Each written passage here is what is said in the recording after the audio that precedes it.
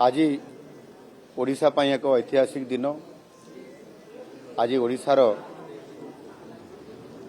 91तम ओडिशा दिवस पालन करा जाउछि। आ ये अवसर में मु आंतरिकतार सहित अभिनंदन और शुभेच्छा जनाउछि। जो महान बरपुत्र मानकर त्याग एवं निरविच्छिन्न उद्यम फल आज ओडिशा पई एक गौरवमय उपलब्धि आज हो पारिछि एवं सेही मानकु मु आज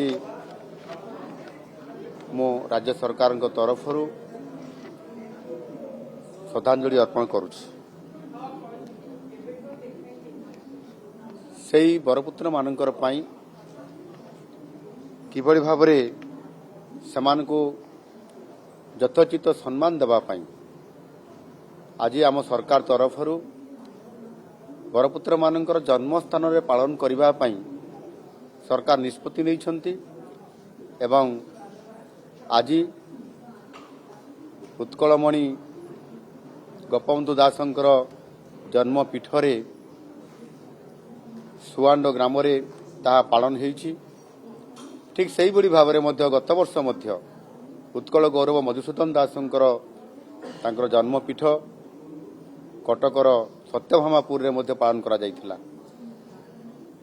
आमे तांकर जन्मस्थान तांकर स्मृति पीठर उन्नति करिबा एवं ता सहित से पीठरे पालन करिबा द्वारा सेमानकर उद्यम सेमानकर बलिदान एवं सेमानकर जो सेते बेले साहस देखैतिले स्वतंत्र ओडिशा प्रदेश गठन करिवार एनु निश्चित भाव में आज आम सरकार सेति पई गुरुत्व आरोप करिसंती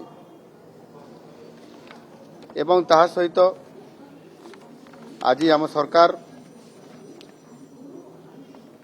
एक उद्यम आरंभ करिसंती नुआ सरकार आसिला परे जे आमे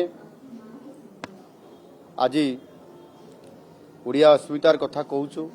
आज ओडिशार विकास कथा कहउछंती।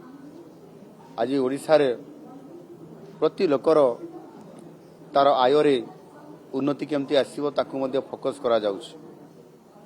आम सरकार विजन डॉक्यूमेंट 2036 तैयारी करिसंती एवं 2036 मसिया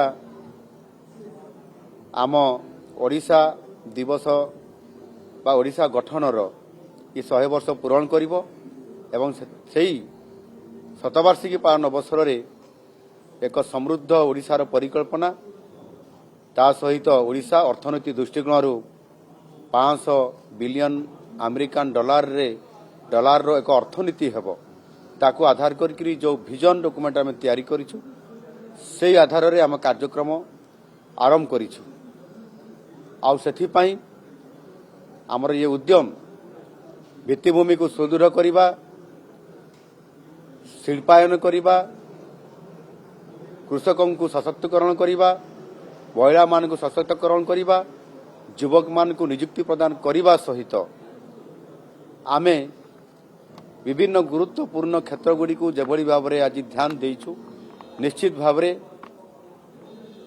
आगामी 2036 जो 10 वर्ष अछि ये 10 वर्ष होछि आम पई बड़ा गुरुत्वपूर्ण आ सेति पई ये संकल्पर वर्ष ये 10 वर्ष हिसाब रे हम ग्रहण करी आमे हमर योजना विजन डॉक्यूमेंट 2036 को आधार करी आमे निश्चित भाव रे ये बड़ लक्ष्य पथरे आमे पहुंची पारिबो ये प्रकारर विश्वास रखी काम आरंभ करिछु।